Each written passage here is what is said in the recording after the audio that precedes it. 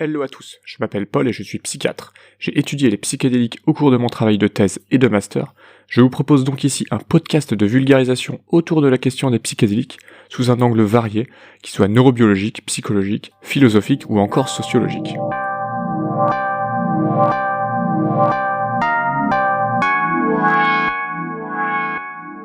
Et bienvenue pour ce 6e épisode qui porte l'étrange titre de « Des psychédéliques non psychédéliques pour traiter la dépression ». Alors la question en sous-texte c'est « Est-ce que l'expérience psychédélique est vraiment nécessaire pour l'amélioration thérapeutique ?»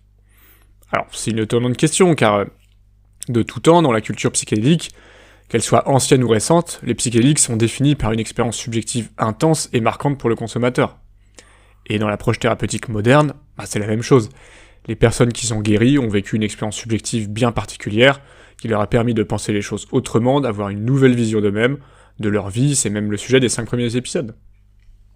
Et pourtant, un neuroscientifique californien nommé David Olson a remis tout ça en cause en 2020 dans un texte intitulé « Les effets subjectifs des psychédéliques ne sont peut-être pas indispensables à leurs effets thérapeutiques durables ».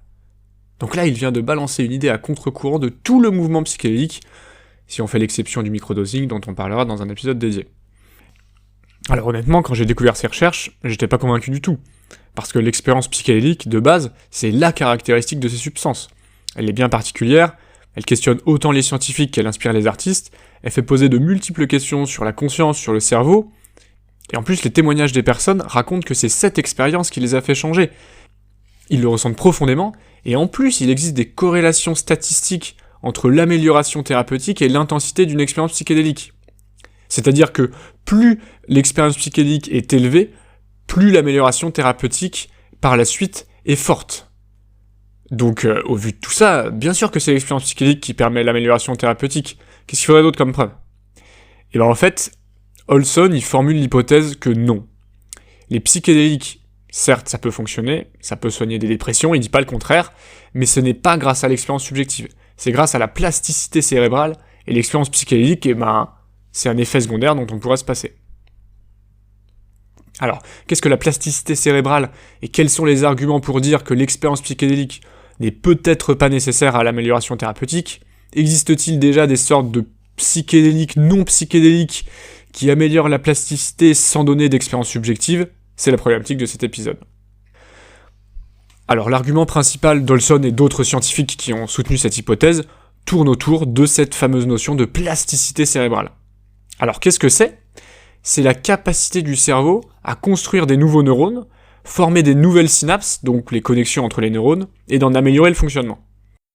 On sait depuis quelque temps que les psychédéliques ont cette capacité d'améliorer la plasticité cérébrale, car on observe, sur des cerveaux de souris ou des cellules de laboratoire, une croissance neuronale qui est en effet augmentée. Et on sait que l'intensité de l'expérience est liée aux améliorations thérapeutiques, comme j'ai dit tout à l'heure, mais la corrélation ne veut pas dire la causalité. C'est pas parce qu'on observe que plus l'expérience est intense, meilleure est l'amélioration, que l'expérience intense est forcément la cause de l'amélioration. Alors je m'explique sur ce point un petit peu épineux. En fait, leur hypothèse, c'est que les psychédéliques activent dans le cerveau un type de récepteur sur les neurones, en l'occurrence le 5-HT2A, récepteur à la sérotonine, et que cette activation a pour conséquence, d'une part la plasticité, et d'autre part l'expérience intense. Mais que c'est l'action sur la plasticité qui est thérapeutique. Et cette expérience intense psychologique, en quelque sorte, ce serait juste un marqueur d'activation des récepteurs sérotoninergiques 5-HT2A. Et le témoin que ces personnes-là vont certainement avoir une plasticité cérébrale augmentée dans les jours, les semaines ou les mois qui suivent. Donc en effet, l'amélioration thérapeutique est importante quand l'expérience psychédélique est forte, mais le vrai levier thérapeutique pour eux, c'est la plasticité cérébrale. Ils nomment même ces substances améliorant la plasticité les psychoplastogènes. Alors, d'accord, en théorie, pourquoi pas des psychoplastogènes, ça peut se tenir. Mais est-ce qu'ils ont des arguments en pratique pour se dire que c'est sans doute vrai ? Ils ont quelques arguments. Par exemple, Olson va parler de la kétamine. La kétamine, elle est classée comme un apparenté psychédélique, et elle existe sous 2 formes quasi identiques, la R et la S-kétamine.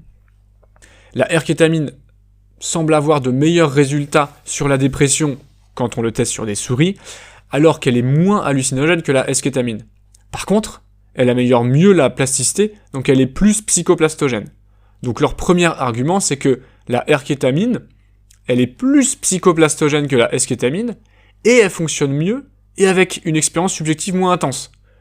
Donc ils se disent peut-être qu'il en irait de même pour d'autres psychédéliques classiques.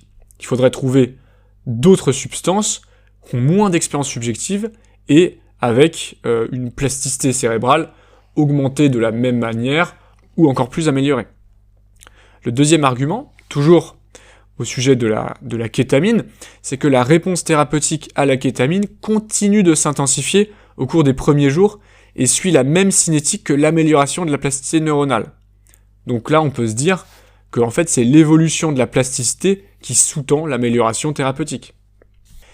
Et troisième et dernier argument, qui parle de la MDMA, qui est un autre apparenté psychédélique, qui est efficace dans certains troubles psychiatriques, notamment le trouble de stress post-traumatique, et elle est également psychoplastogène, mais moins psychédélique, et pourtant fortement thérapeutique si on en croit les essais qui ont été menés.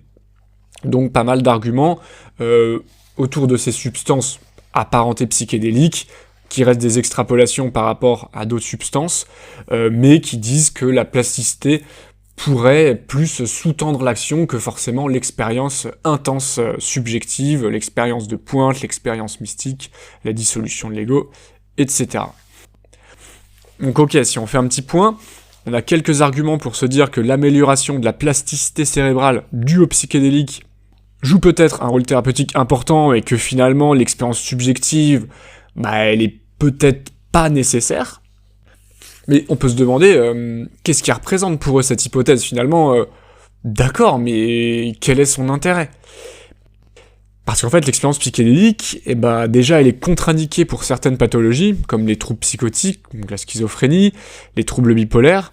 L'expérience, elle peut être angoissante, voire traumatisante. Et surtout, le problème de l'expérience psychédélique, dans un cadre biomédical et dans le système actuel de santé, c'est que c'est long, 6 heures, 8 heures, 10 heures, 12 heures. C'est difficile à mettre en place, c'est cher. Il faut payer 2 soignants formés pour rester posé à côté du patient et prendre soin de lui s'il y a besoin. Donc finalement, de ce point de vue-là, plus biomédical, pragmatique, financier même, le sentiment de connexion avec la nature, la révélation sur le sens de la vie, c'est bien sympathique, mais c'est pas très pratique. Donc le trip serait un effet corollaire, même une sorte d'effet secondaire des psychédéliques, et il renomme d'ailleurs les psychédéliques les psychoplastogènes hallucinogènes. Et on comprend bien que pour eux, le côté hallucinogène, si on peut s'en passer et que c'est pas ça qui fait l'effet thérapeutique, on va s'en passer. Et le but final de cette hypothèse, c'est de développer des nouveaux médicaments, et ils les appellent les psychoplastogènes non hallucinogènes. Alors il en existe quelques-uns, et on va juste rapidement parler de l'exemple du 2-bromo-LSD.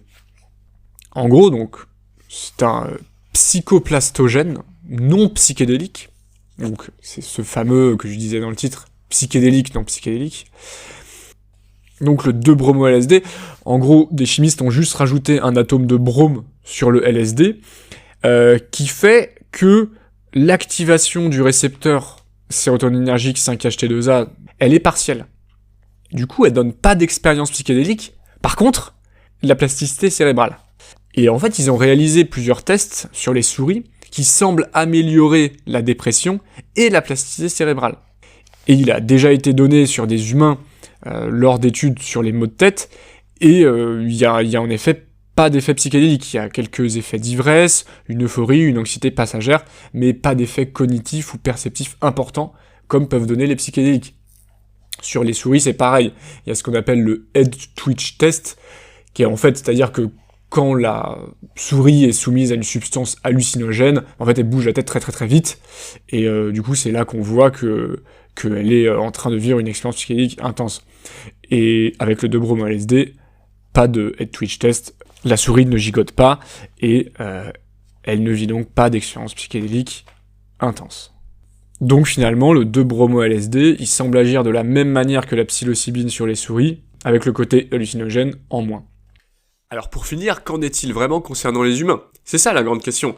Parce qu'il n'y a pas encore d'études publiées avec le 2-bromo-LSD chez des humains souffrant de troubles psychiatriques. Est-ce que ça marcherait vraiment aussi bien que les psychédéliques? Est-ce que la complexité de la psychologie humaine ferait que l'amélioration de la plasticité cérébrale seule n'égale pas une prise de psychédélique?